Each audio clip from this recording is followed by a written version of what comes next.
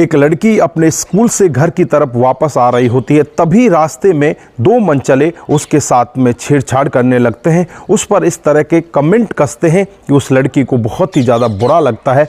वो वहाँ से चलकर नज़दीकी थाने में पहुँच जाती है और पुलिस वालों से गुहार लगाती है कि साहब मेरी मदद कीजिए, इस तरह से लोग मुझे परेशान करते हैं। दो लड़के हैं, उन्होंने मेरा जीना दुर्लभ कर रखा है। पुलिस उन लोगों के खिलाफ मामला दर्ज नहीं करती, ना ही उनके खिलाफ कोई कार्रवाई करती। फिर ये लड़की इतनी परेशान हो जाती है, परेशान होकर ये खुद एक ऐसा निर्णय लेती है, खुद पढ़ाई करती है और पढ़ाई करके एक दिन ये खुद डीएसपी बन जाती है। और डीएसपी बनने के बाद जब इसके चर्चे पूरे उत्तर प्रदेश में घूमने लगते हैं और इसका नाम लेडी सिंघम रख दिया जाता है। दोस्तों, कई बार तो इसका ट्रांसफ़र भी हो जाता है, लेकिन इसका जो निजी जीवन होता है वो भी खराब हो जाता है। इसके निजी जीवन में भी इसे बहुत बड़ा धोखा मिलता है। दोस्तों, क्या थी पूरी घटना? अगर आप भी जानना चाहते हैं तो वीडियो को जरा सा भी स्किप ना करें। आइए दोस्तों, जानते हैं पूरा मामला क्या था।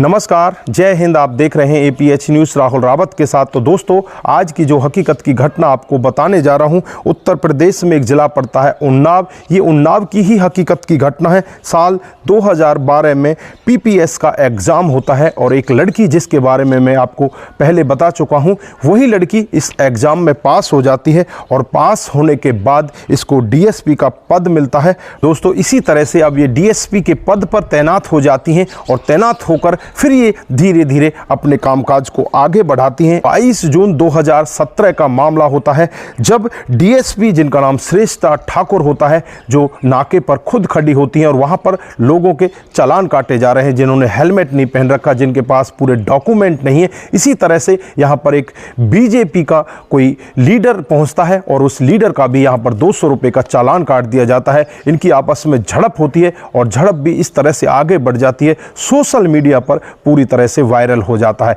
उसके बाद जो बीजेपी का लीडर होता है उसके खिलाफ तो कार्रवाई नहीं होती, लेकिन यहाँ पर इसका ट्रांसफ़र हो जाता है। जो डीएसपी होती है उसका ट्रांसफ़र बहुत ही दूर कर दिया जाता है और फिर वहाँ पर वो अपनी ड्यूटी करने लगती है। वहाँ पर रहने के बाद वो एक अपनी फेसबुक पर पोस्ट भी करती है और उसमें लिखती है, चिराग का कोई मकान नहीं होता, ये जहाँ पर जाता है वहीं पर उजाला करता है। दोस्तों, इसके फेसबुक पर भी फैन फॉलोइंग इस तरह से बढ़ने लगती है, धीरे धीरे बहुत बड़ी फैन फॉलोइंग हो जाती है और जो डीएसपी होती है उसे लेडी सिंघम के नाम से लोग बाग जानने लगते हैं। धीरे धीरे करके इसके कई बार ट्रांसफ़र कभी कहीं से कहीं हो जाता है, कहीं से कहीं हो जाता है और इसकी ड्यूटी को लगभग 6 साल बीत जाते हैं। साल 2018 आ जाता है। जो घरवाले होते हैं वो अब इसकी शादी की तैयारी करने लगते हैं और इस लड़की से कहने लगते हैं कि अब तो तू शादी कर ले, शादी योग्य हो चुकी है। इसके 2 भाई भी होते हैं, एक भाई का नाम मनीष प्रताप होता है, दूसरे का नाम मनोज प्रताप होता है। और जो इसके माता पिता होते हैं अब लड़की से कहने लगते हैं। फिर ये लड़की खुद ही अच्छा लड़का देखने की कोशिश करती। उसके बाद ये डीएसपी श्रेष्ठा ठाकुर मैट्रिमोनियम साइट पर जाती है और वहाँ साइट पर इसकी मुलाकात होती है एक रोहित राज के नाम लड़के से, जो 2008 में आईआरएस का ऑफिसर होता है, जिसकी झारखंड के रांची में तैनाती होती है। परिवार में मेरी 2 बहनें हैं और मैं यहीं पर ड्यूटी किया करता हूं। दोनों की आपस में इस तरह से बातचीत होती है और बातचीत का सिलसिला इस कदर आगे बढ़ जाता है। साल 2018 में ही पटना में इनकी शादी हो जाती है। शादी को कुछ महीने बीत जाते हैं, लेकिन यहाँ पर जो पत्नी होती है डीएसपी, उसको कुछ शक होने लगता है कि शायद ये फेक ऑफिसर है, ये तो हकीकत में ऑफिसर है ही नहीं, क्योंकि वो बार बार अपनी पत्नी से पैसे मांगा करता। पत्नी से कहता कि मुझे इतने पैसे दे दो, मुझे इतने पैसे दे दो। जो खुद आईआरएस ऑफिसर है वो पैसे की डिमांड क्यों कर रहा है? पता वो पत्नी को गलत तो लगता है, लेकिन तब तक वो उसका उजागर करे तब तक काफ़ी समय बीत चुका होता है। उस समय के अंतराल में ही ये गर्भवती हो जाती है और गर्भवती होने के बाद दिसंबर 2020 में ये एक बच्चे को जन्म देती है। दोस्तों, बच्चा इसका बड़ा होने लगता है और धीरे धीरे धीरे करके जो पति पत्नी के बीच है वो आपस में खटास होने लगती है। ये खटास की बात अखबारों के जरिए भी लोगों के सामने आने लगती है कि लेडी सिंघम के साथ में उसके पति ने धोखा किया है। अब पत्नी बहुत ज़्यादा परेशान हो जाती है। परेशान होकर साल 2021 में ये इसे तलाक भी ले लेती है। के बाद दिसंबर 2022 में जो रोहित राज होता है वो राज कुलश्रेष्ठ के नाम से एक फेसबुक आईडी बनाता है और उस पर इस डीएसपी को गंदी गंदी गालियां देने लगता है, उस पर गंदे गंदे पोस्ट करने लगता है। इस सब से ये बहुत ज़्यादा परेशान हो जाती है।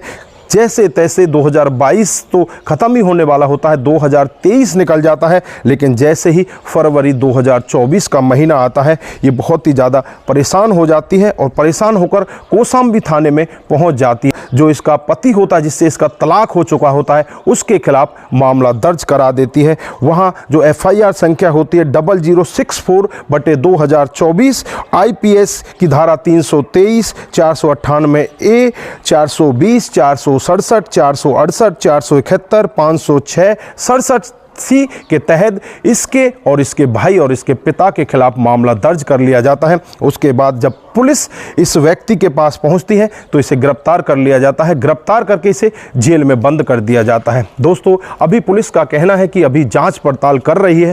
जांच पड़ताल के बाद ही खुलासा हो पाएगा कि हकीकत में हुआ क्या है। यहाँ पर क्या डीएसपी कोई झूठ बोल रही है या यहाँ पर ये रोहित राज कोई फेक ही है जो IRS ऑफिसर के नाम से इस डीएसपी से शादी करता है। दोस्तों, ये जांच का विषय है। पुलिस जांच कर रही है और जल्द ही इस सब का खुलासा होगा।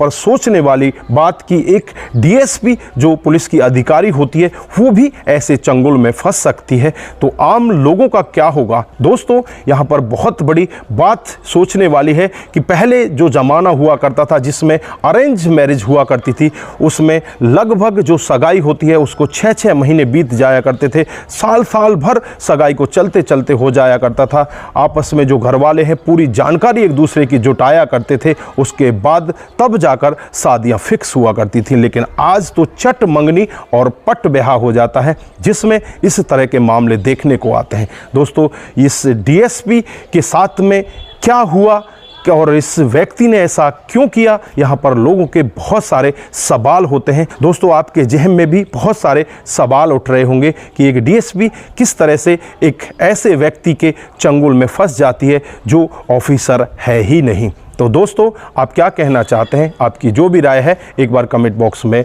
ज़रूर दीजिएगा। दोस्तों, बाकी ये मामला कोर्ट में चला जाएगा, वहाँ जाकर हकीकत का फैसला होगा कि यहाँ पर इनके साथ में क्या हुआ है और इस व्यक्ति ने इस डीएसपी को क्या वाकई में धोखा दिया है या कोई और बड़ी वजह हो सकती है। दोस्तों, ये खुलासा होने के बाद ही पता चलेगा। बाकी इस डीएसपी के बारे में जब ज़्यादा जाँच पड़ताल की जाती है तो पता चलता है कि ये डीएसपी बहुत ही अच्छी है और इसका कई बार ट्रांसफ़र भी हो चुका है। ये बहुत ही ज़्यादा ईमानदार भी है। तो दोस्तों, आपकी क्या राय है? आप क्या कहना चाहते हैं? आपकी जो भी राय है एक बार कमेंट बॉक्स में ज़रूर दीजिएगा। दोस्तों, आज के लिए बस इतना ही। फिर मिलते हैं किसी नए मोड के साथ। तब तक के लिए आप अपना ख्याल रखें, परिवार का ख्याल रखें, सतर्क रहें, सावधान रहें और ऐसा रिश्ता कभी भी बनाने की कोशिश ना करें जो सोशल मीडिया के जरिए बनता है। दोस्तों, अगर आप सोशल मीडिया के जरिए भी कोई रिश्ता बनाते हैं तो उसकी पहले जांच पड़ताल अच्छे से कर लें और उसके बाद ही रिश्ते में आगे हाथ बढ़ाएं, नहीं तो ये किसी के साथ भी हो सकता है। दोस्तों, अपना ख्याल जरूर रखें। नमस्कार, जय हिंद,